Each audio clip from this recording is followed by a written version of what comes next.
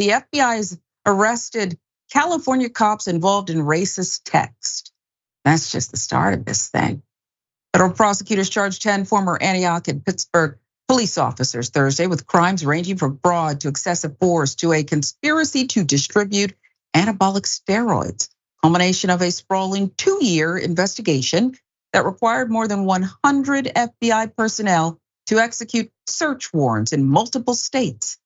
FBI rounded up and arrested most of the officers early Thursday morning in a series of raids across the Bay Area and as far away as Hawaii and Texas. This is widespread, okay? This is what's been nabbed. Who else hasn't been?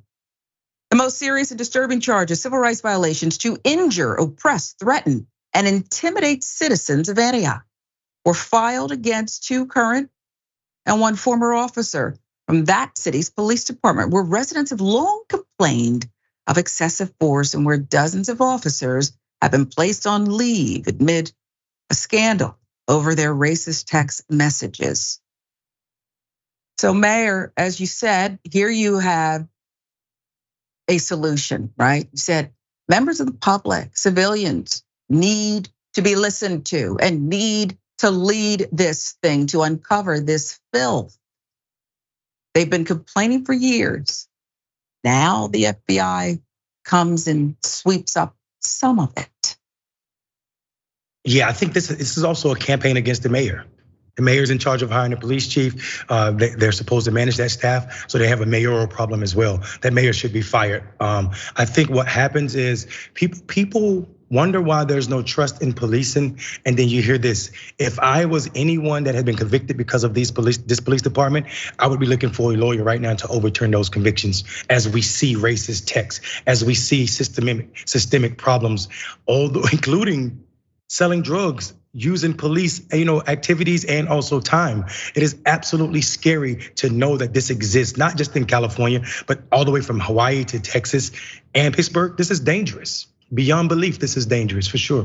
And there's more, Mayor. Antioch officers, Mortiza Amiri, Devon Wegner, and Eric Rombaugh, accused of plotting violence against specific people, collecting trophies of their crimes, and reveling in the aftermath of certain alleged crimes. They're also accused of falsifying official reports to justify the violence and cover up their tracks. How often have we heard that? The indictment, for example, alleged that in February 2019, Amiri and Rombaugh talked about coming to work on a day they planned to take off to retaliate against a person who they believed had crossed a fellow officer. I'm gonna F someone up and hopefully get you a bite, Rombaugh allegedly told Amiri, an officer with a police dog, who replied, exactly, blood for blood. Mercury News with the reporting. Prosecutors say between March 2019 and November 2021, Amiri's dog bit 28 people, and Rombaugh deployed a 40mm less lethal launcher at 11 subjects from November 2020 through August 2021. The records show that of the 28 bite victims, 19 were Black residents, 68%. Via text, the indictment says the trio egged each other on to use violence and swap photos of people they had injured. One text, Wenger wrote, that we need to get into something tonight, bro. Let's go. 3 nights in a row, dog bite. Later that night, August 2020, Amiri and Wenger pulled someone out of a car and took them to the ground. Amiri later texted Wenger pictures of that injured person. Sounds like they sound like serial, serial nature, criminal activity here. When there's a serial nature so often, perps want to collect something that gives them that high, that joy of what they did to their victims. That's what it sounds like. It sounds like that. There's more. Wenger also, with former Antioch officer Danielle Harris, was also charged with possession of and conspiracy to distribute anabolic steroids. Former Antioch officer Timothy Manley Williams charged with obstruction for allegedly interfering with an ongoing homicide and attempted murder investigation, targeting an Oakland-based gang believed to be responsible for several shootings. And Amiri, along with former Antioch community service officer Samantha Peterson and former Pittsburgh officers Patrick Burhan and Brawley Rodriguez Jalapa, Ernesto Juan Meja Orozco, and Amanda Theodosi Nash were charged with conspiracy to commit wire fraud for training course cheating. They're accused of having someone else take the courses that qualified them for pay raises. Forget only the best people.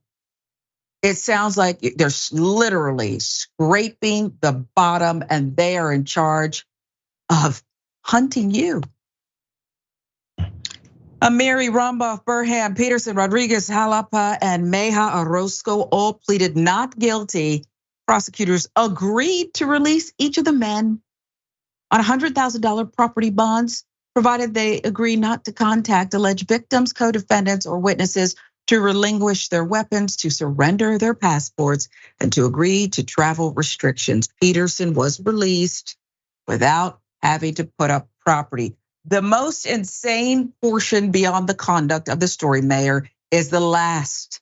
Those details from the Mercury News, just don't contact it. They were sitting up here conspiring to harm people, colluding in their violent behavior, falsifying police reports to make it look like it was all justified.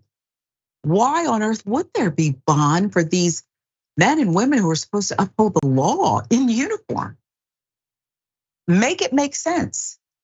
I mean, we're talking about California, a place where property value is through the roof. So $100,000 it's not even a house, it's a shed. So they basically asked them to put up the equivalent of their shed to get out. No money necessary, right?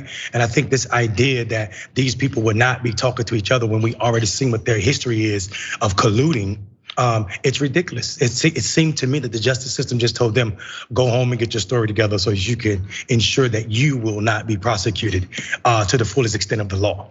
But we are obligated. When you said to hunt you, it triggered something in me. And I hate to be the constant historian who always want to talk about the beginnings or the origin stories, but I think we're obligated to remember the origin story of police officers.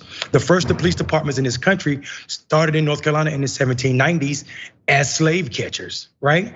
These were slave catchers that became police departments. And until we acknowledge that there's not really been any changing. If we look at how they kill, who the dogs bite, of who they're hunting, then we still see the racist nature that was once at the beginning and now still at the source and core of what policing mean in this country. That's why some are advocating, you have to bury this one for good and birth something different that doesn't have its origins in slave catching, okay? And as you pointed out, the conduct still appears to be, in too many instances, the same.